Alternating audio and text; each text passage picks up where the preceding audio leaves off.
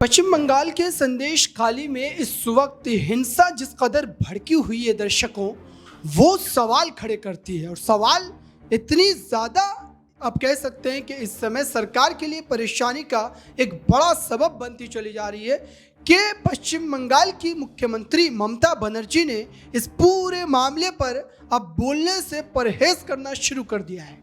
सबसे पहले आइए आपको दिखाते हैं उस चलते हुए संदेश खाली की तस्वीरों को कि महिला किस तरीके से अपनी इज्जत आबरू की लड़ाई लड़ने के लिए सड़कों पर आने के लिए मजबूर हो गई। देखिए इन तस्वीरों।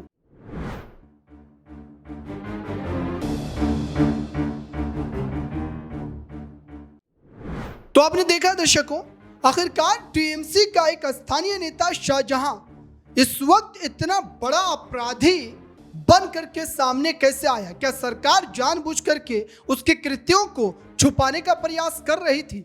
वो शाहजहां जो कभी उस इलाके में सब्जियां बेचा करता था, वो शाहजहां जो कभी ट्रैक्टर चलाया करता था और जिसके चाचा टीएमसी के एक नेता थे छोटे मोटे, वो आखिरकार राजनीतिक तौर पर अपनी हैसियत को इतना ज़्यादा स्टेबिलिटी में कैसे ला पाता है कि पश्चिम बंगाल की मुख्यमंत्री ममता बनर्जी उनको लेकर के कदम उठाने पर संकोच करती है।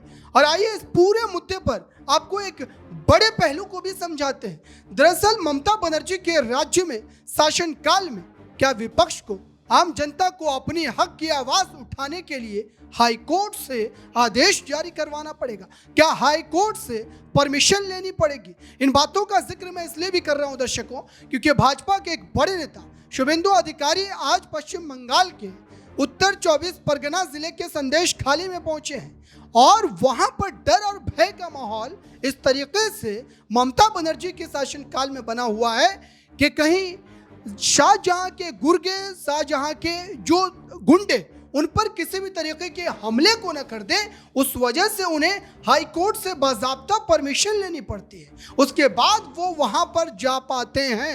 अब इसको लेकर के एक सवाल ये भी है कि आखिरकार भारतीय जनता पार्टी क्या अपनी राजनीतिक रोटियों को सेकने के लिए इस तरीके से जो है काफ़ी ज़्यादा राजनीतिक आप कह सकते हैं कि तौर पर कहीं ना कहीं उस मामले को और भी ज्यादा हवा देने की कोशिश कर रही है?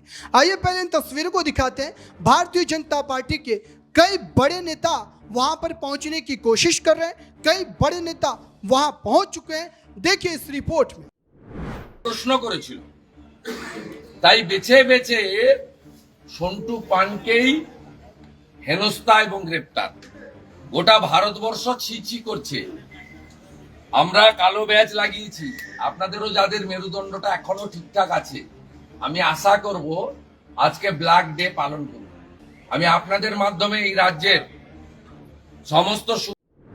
तो आपने देखा दर्शकों, अब आपको आगे लिए चलते हैं और बताते हैं कि आखिरकार शाहजहां जो है उसकी पूरी जिंदगी, उसकी जीवन कथा क्या है। शाहजहां के बारे में आप विस्तार से समझिए इस रिपोर्ट के माध्यम से, जिस शाहजहां को लेकर के ये दावे किए जा रहे हैं कि वो बलात्कारी है, वो यौन उत्पीड़न का आरोपी है, यौन उत्पीड़न कर महिलाओं को कहीं ना कहीं अपनी आवाज़ को दबाए रखने के लिए वो लगातार मजबूर करता रहा। वो शाहजहां की असल में दास्तान क्या है और किस तरीके से ये शाहजहां जो है संदेश खाली के उस एरिया की बात करें, उस इलाके की बात करें, वहाँ पर अपनी इतनी ज़्यादा पकड़ जो है वो मजबूत कर पाता है। देखिए इस रिपोर्ट में। पश्चिम बंगाल के संदेश खाली हिंसा मामले में टीएमसी नेता शाहजहां शेख की अभी तक गिरफ्तारी नहीं हो पाई है। ईडी की तरफ से 3 समन जारी किए जा चुके हैं, लेकिन शाहजहां शेख पुलिस की गिरफ्त से दूर बना हुआ है। उत्तरी 24 परगना के संदेश खाली ब्लॉक में टीएमसी के इस नेता के ऊपर ईडी पर हमले, महिलाओं के यौन उत्पीड़न और राशन घोटाले में शामिल होने के संगीन आरोप हैं। शाहजहां को लेकर के ममता बनर्जी का पक्ष अलग है, लेकिन आपको बताएं शाहजहां शेख पर लगे आरोप 1990 के दशक की फिल्मों में दिखाए जाने वाले गुंडों के आतंक की याद ताज़ा करते हैं। तो वहीं दूसरी तरफ संदेश खाली में शाहजहां शेख के भाई बनने की कहानी भी फिल्मी है। 42 साल का शाहजहां शेख राज्य में टीएमसी की सरकार आने से पहले तक सीपीएम के साथ था। कभी एक मजदूर रहे शाहजहां शेख ने इलाके में अपना वर्चस्व स्थापित करने में राजनीतिक रसूख की मदद ली। वह शुरुआत में मछली पालन करने वाला एक वर्कर था। उसने कुछ समय तक जो है जीविका चलाने के लिए ईंट भट्टे में भी काम किया, लेकिन उसके बाद लगातार उसका साम्राज्य बढ़ता चला गया। अपने परिवार में 4 भाई बहनों में सबसे बड़े शाहजहां शेख ने मजदूरी करते हुए एक यूनियन नेता के तौर पर राजनीति में कदम रखा। 2004 में वह CPIM से जुड़ा। इसमें उनकी मदद उसके मामा मोस्लेम शेख ने की, जो उस वक्त पर CPM के नेता और पंचायत प्रमुख थे। वह 6 सालों तक अपने मामा के जो है शागिर्दी में आगे बढ़ा। 2010 में जब राज्य की राजनीति की हवा बदली तो शाहजहां शेख ने इसे भांप लिया और फिर वह TMC नेताओं से नज़दीकी बढ़ाकर पार्टी में आ गया। शाहजहां शेख ने शुरुआत में TMC राष्ट्रीय महासचिव मुकुल रॉय और उत्तर 24 परगना TMC जिला अध्यक्ष ज्योतिप्रियो मलिक के नेतृत्व में काम किया। जब ज्योतिप्रियो मलिक को मंत्री बनाया गया तो शाहजहां शेख की ताकत और बढ़ गई और इसके बाद उसका ये दबदबा लगातार बढ़ता ही चला गया। तो आपने देखा दर्शकों, आखिरकार शाहजहां को लेकर के भारतीय जनता पार्टी की तरफ से जो सवाल है वो अपनी जगह वाजिब है दर्शकों, लेकिन वहीं दूसरी तरफ ममता बनर्जी अभी भी शाहजहां के पक्ष में उनके लिए कहीं ना कहीं कसीदे पढ़ती हुई नजर आ रही है। और ये सवाल खड़ा करता है कि ममता बनर्जी जो बातें इस समय कह रही है और ये दावा कर रही है कि ईडी, भारतीय जनता पार्टी दोनों मिलकर के शाहजहां को मात्र गिरफ्तार करना चाहती है, वो टारगेट है उनका। ये ममता बनर्जी का पक्ष है दर्शकों। लेकिन वहीं दूसरी तरफ भाजपा की एक बड़ी नेता लॉकेट चटर्जी ने इस पूरे मामले को लेकर के जो है शाहजहां को आतंकवादी कहा है, शाहजहां को रेपिस्ट कहा है, शाहजहां को कहीं ना कहीं महिलाओं के साथ लगातार यौन उत्पीड़न करने वाला व्यक्ति करार दिया है। आइए सुनाते हैं आपको इस बयान में क्या क्या बातें लॉकेट चटर्जी के द्वारा कही गई है और इन बातों का कितना ज्यादा यहां पर जो है सरकार को संज्ञान लेने की जरूरत है। देखिए इस रिपोर्ट में। शेख शाहजहां को इतना सारा वहां पे अत्याचार किया, तृणमूल सरकार ने ये शेख शाहजहां और टेररिस्ट को वहां का सभापति बना दिया। बसीरहाट और संदेशकल इलाका का डॉन बना दिया, सभापति बना दिया, ऑफिशियल पोस्ट दे दिया। और वो लोग क्या करते थे? सालों सालों तक महिला के ऊपर अत्याचार, सिर्फ अत्याचार नहीं, रात 12 बजे, रात 1 बजे फोन करते थे, फोन करके बुलाते थे विवाहित अविवाहित महिला को, फोन करके बुलाते थे कि अभी आना है, अभी काम है। अगर वो मना करते थे 12 बजे आप लोग क्यों फोन कर रहे हैं, तो उसको हस्बैंड को मारने का धमकी देते थे, उसको बच्चे को मारने का धमकी देते थे कि अगर आप लोग नहीं आएंगे तो आपको हस्बैंड को ट्रांसफर कर देंगे, आप हस्बैंड को मार देंगे। तो महिला लोग क्या करेंगे? परिवार को बचाने के लिए महिला लोग चले जाते थे 12 बजे, 12:30 बजे। 2-3 दिन बाद महिला लोग खुद बता रहे हैं आप टीवी के सामने कि 2-3 बाद जब उनका मनोरंजन पूर्ण हो जाते थे तब उसको भेज देते थे, उसका जमीन ले लेते थे, उसका जॉब कार्ड ले लिया, उसका जमीन अगर नहीं देते थे उसमें सॉल्ट वाटर घुसा दिया, वो खेती नहीं कर पाए, उसके पास कुछ उपाय नहीं है, उसका आधार कार्ड, उसका जॉब कार्ड, सब कुछ ये लोग ले लेते थे। और महिला लोग अगर पुलिस के सामने जाके कंप्लेन के लिए जाते थे, बोलते थे शेख शाहजहां जो है उसका जो गैंग है उसके पास से परमिशन लेके आइए आप, तब आपका FIR होगा। ममता बनर्जी कल बोल रहे थे ना कि एक भी FIR नहीं है, इसलिए नहीं है कि FIR करने के लिए जो पुलिस होता है वो भी शेख शाहजहां के साथ एकदम मिले जुले है। तो आपने देखा दर्शकों, आखिरकार इस चलते हुए संदेश खाली को लेकर के आज ममता बनर्जी का रूह यहां पर क्यों नहीं कांप रही है। ममता बनर्जी जो कि आग बबूला हो जाती है हर उस मुद्दे पर जो सत्ता पक्ष के द्वारा किया जाता है, आज इस पूरे मामले को लेकर के वो ममता उन महिलाओं के समर्थन में, उन महिलाओं के पक्ष में क्यों नहीं खड़ी होती है। दर्शकों, ये एक बड़ा सवाल है। आप इस पूरे मामले को इस ढंग से भी समझिए और आपको ये समझने की ज़रूरत भी है दर्शकों कि जो संदेश खाली का ज्योग्राफिकल जो मैप है वो कितना ज़्यादा संवेदनशील है और इसको लेकर के सरकार को और ज़्यादा कड़े तौर पर, पुख्ता तौर पर इस बात पर जो है कड़े कदम उठाने की ज़रूरत है।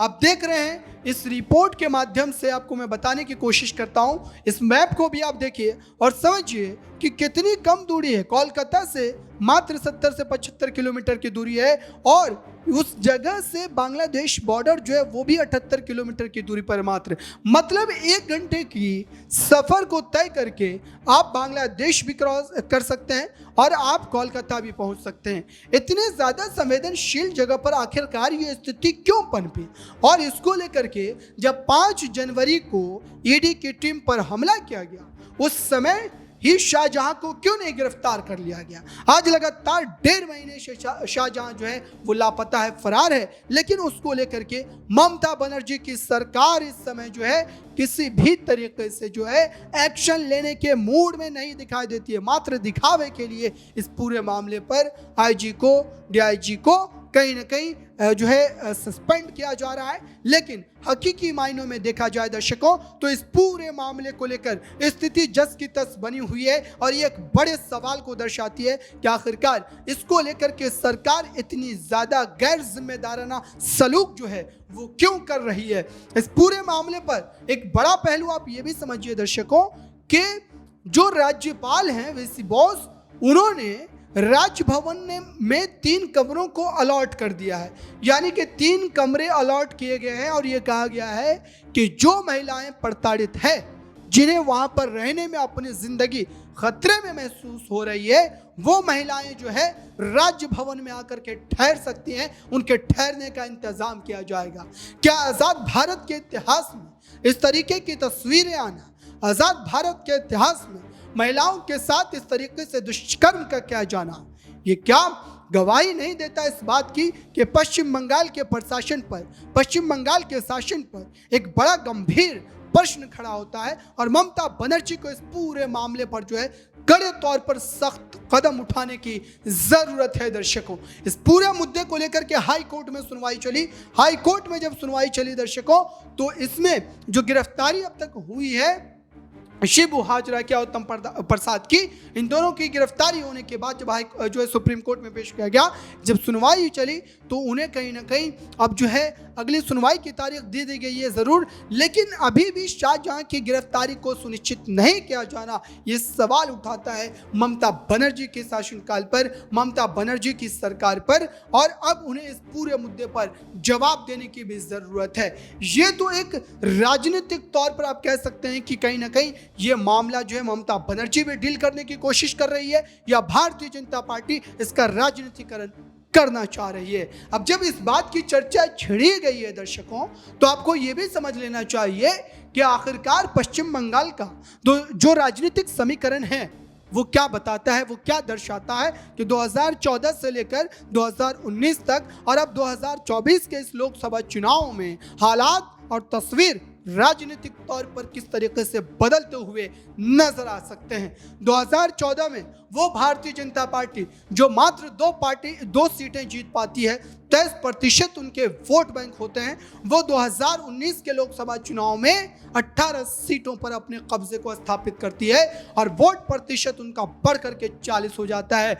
और वहीं टीएमसी पार्टी जो 2014 में आप कह सकते हैं कि 35 से 34 सीटें जीतती है, 33 सीटें, और वो आकर के सिमट जाती है 22 सीटों पर। इस आंकड़े को भी आप देखिए दर्शकों, जो मैं आपको दिखा रहा हूं, और इससे अंदाजा लगाइए कि स्थिति कितनी ज़्यादा गंभीर है। और अब इस दोनों मामले को लेकर के हम समझने की कोशिश करें तो 2024 के लोकसभा चुनाव में एक बार फिर से टीएमसी के लिए, ममता बनर्जी के लिए एक राजनीतिक संदेश भारतीय जनता पार्टी ने देने का काम किया है और ये राजनीतिक संदेश उन्हें सीरियसली लेने की जरूरत है, इस पर विचार विमर्श करने की जरूरत है दर्शकों, क्योंकि ये अब 2024 में और भी ज्यादा मायावती के पैर तले से जमीन खिसकाने के लिए काफी है दर्शकों। इस पूरे मामले पर राष्ट्रीय महिला आयोग की अध्यक्ष रेखा शर्मा ने अपने पक्ष को रखा है और ये बात कही है कि महिला आयोग इस पूरे मामले पर गहराई से पैनी नजर बनाई हुई है और इस पूरे मामले पर जिस तरीके के सपोर्ट, जिस तरीके की कार्रवाई की जरूरत पड़ेगी, महिला आयोग उन तमाम पीड़ित महिलाओं के साथ कदम से कदम मिला करके खड़ी रहेगी और किसी भी तरीके से ममता बनर्जी के इस शासनकाल में वो डरने वाली नहीं है। दर्शकों, इस पूरे मामले पर ममता बनर्जी की सरकार दावे पर दावे कर रही है और ये कह रही है कि महिलाओं को इंसाफ मिलेगा, महिलाओं को जो है इंसाफ दिलाया जाएगा। लेकिन कब? जब 1.5 महीने से वो मुख्य आरोपी लापता है, फरार है। क्या वो बांग्लादेश चला गया है या ममता बनर्जी का शासनकाल इतना ज्यादा सुस्त है या इतना ज्यादा लाचार बेबस है कि वो उस शाहजहां शेख को गिरफ्तार नहीं करवा पा रही है। इस पूरे मुद्दे को लेकर के दर्शकों राजनीति जोरों पर है।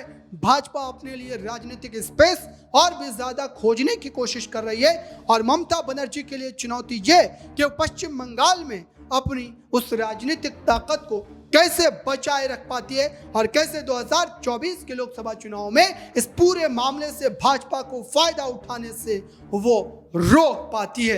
एक और बात का मैं जिक्र कर दूं दर्शकों, इस पूरे मामले को लेकर के अब राजनीतिक विश्लेषक यहां तक दावा कर रहे हैं कि कहीं ये मामला नंदीग्राम जैसा ना हो जाए और ममता बनर्जी की सत्ता को उखाड़ फेंकने का एक बड़ा कारण न बन जाए, क्योंकि नंदीग्राम में भी जमीन का मामला था। नंदीग्राम में भी महिलाओं, गरीबों, लाचारों के साथ लगातार हो रहे उस उत्पीड़न के मामले को लेकर के जब विपक्ष ने सवाल खड़े करने शुरू किए और उस सवाल को खड़े करते करते जनता का एक बड़ा समूह उनके साथ खड़ा होता है और फिर पश्चिम बंगाल में सत्ता धाराशाही होती है और विपक्ष सत्ता में आकर के जो है विराजमान हो जाता है। तो नंदीग्राम के मामले से भी इसको जोड़ करके देखा जा रहा है। दर्शकों, इस पर कार्रवाई करने की जरूरत है, शाहजहां शेख को गिरफ्तार करने की जरूरत है। इस पर कार्रवाई अब तक ममता बनर्जी नहीं की है। इस वजह से तमाम के तमाम बड़े प्रश्न जो है वो खड़े होते